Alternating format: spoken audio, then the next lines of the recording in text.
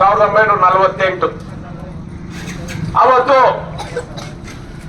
ಅಂತಹ ಮಹಾತ್ಮನನ್ನ ಕೊಂದಿದ್ದಕ್ಕೆ ಆ ಮಹಾತ್ಮನ ಹಿರಿಮೆಗೆ ಸಾಕ್ಷೀಭೂತವಾಗಿ ಅರ್ಹವಾಗಿ ದೇಶದಲ್ಲಿ ಎಲ್ಲೂ ಹಿಂಸೆ ಆಗಲಿಲ್ಲ.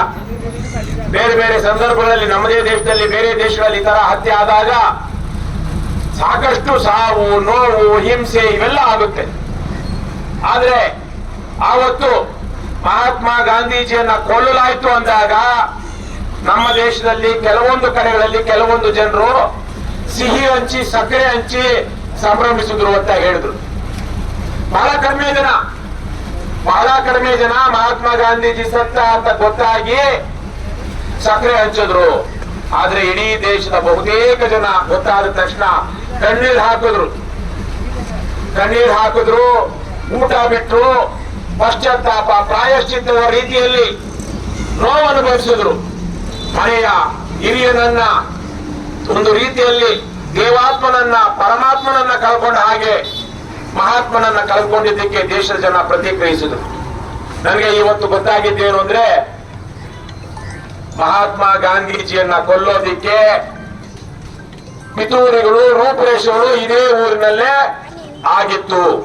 ಅವೇನಪ್ಪ, ಆ ತರಹದ ಒಂದು ಇತಿಹಾಸವನ್ನ ಸ್ಥಳೀಯರು ಹೇಳಿದ್ರು ಇವತ್ತು ಬೆಳಗ್ಗೆ. ಈ ಊರಿನಲ್ಲಿದ್ದಂತಹ ಒಂದು ದೊಡ್ಡ ಜಮೀನ್ದಾರನ ಮನೆಯಲ್ಲಿ ಮಹಾತ್ಮ ಗಾಂಧೀಜಿಯನ್ನ ಕೊಲ್ಲೋದಿಕ್ಕೆ ಪಿತೂರಿಯನ್ನ ಇಲ್ಲೇ ಮಾಡಲಾಗಿತ್ತು. ಹಾಗಾಗಿ ಮಹಾತ್ಮ ಗಾಂಧೀಜಿಯನ್ನ ಕೊಂದ ಸುದ್ದಿ ಬಂದ ತಕ್ಷಣ ಊರಿನ ಜನ ಯಾವ ಮನೆಯಲ್ಲಿ ಈ ತರಹದ ಪಿತೂರಿಗಳು ಗೋಡ್ಸರು ಬಂದಿದ್ದ ಇವ್ರಿಗೆ ಇಲ್ಲೇ ಮಹಾರಾಷ್ಟ್ರ ಅವನಾದ್ರೆ ಇಲ್ಲಿ ಈ ಭಾಗದಲ್ಲಿ ಆ ಪಿತೂರಿಗೆ ಪಾಲ್ದಾರರಾಗಿದ್ರು ಅನ್ನುವಂತಹ ಮನೆ ಮೇಲೆ ಸ್ಥಳೀಯರು ನುಗ್ಗಿ ಆಸ್ತಿ ಪಾಸ್ತಿ ನಷ್ಟ ಮಾಡಿ ಬೆಂಕಿ ಹಚ್ಚಿದ್ರು ಅಂತ ಸ್ಥಳೀಯರು ಹೇಳ್ತಾ ಇದ್ರು. ಮಹಾತ್ಮ ಗಾಂಧೀಜಿ ಇದ್ದಿದ್ರೆ ಅದನ್ನ ಒಪ್ತಾ ಇರ್ಲಿಲ್ಲ. ಆ ಮನೆಗೆ ಬೆಂಕಿ ಹಚ್ಚಿದ್ದನ್ನಾಗ್ಲಿ ಇವ್ರು ಯಾರು ಹೊಡೆದು ಮಾಡಿಲ್ಲ, ಹಿಂಸೆ ಮಾಡಿಲ್ಲ ಅನ್ಸ್ಕೊಳ್ತೀನಿ ನಾನು. ಆದ್ರೆ ಬೆಂಕಿ ಹಚ್ಚಿದ್ರು ಕೆಲವಾರು ದಿನಗಳ ಕಾಲ ವಾಡೆ ಉರಿಯಿತು ಅಂತ ಹೇಳ್ತಾ ಇದ್ರು ಸ್ಥಳೀಯರು. ಮಹಾತ್ಮ ಗಾಂಧೀಜಿ ಒಪ್ತಾ ಇರ್ಲಿಲ್ಲ.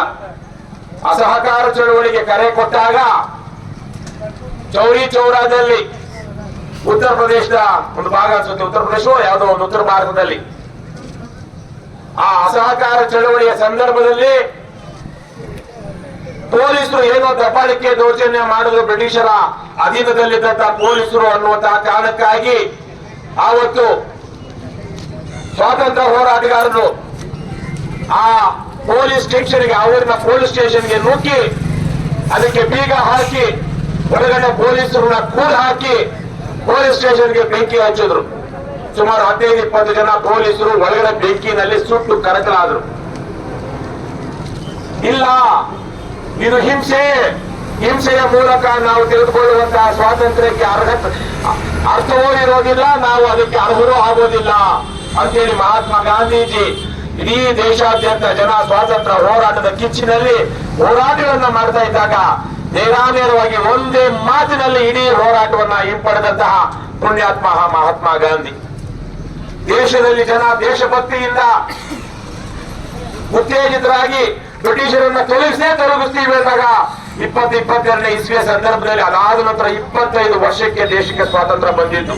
ಆದ್ರೆ ಅಂತಹ ಒಂದು ಸಂದರ್ಭದಲ್ಲೂ ಮಹಾತ್ಮ ಗಾಂಧೀಜಿ ನಮ್ಮ ಹೋರಾಟಗಾರರು ಹಿಂಸೆ ಮಾಡಿದ್ರು, ಕೊಂದ್ರು ಅಂತೇಳಿ ಇಡೀ ಹೋರಾಟವನ್ನೇ ಹಿಂಪಡೆದಂತಹ ಮಹಾಪುರುಷ ಮಹಾತ್ಮ.